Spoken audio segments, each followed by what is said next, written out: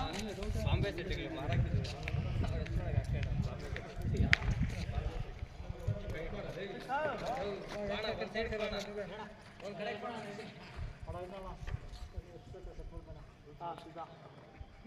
manager ಅಣ್ಣ ನೋಡಲ್ಲಿ ಕೆಲಸ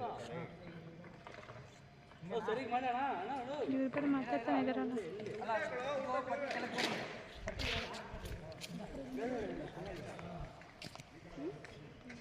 ಅಣ್ಣ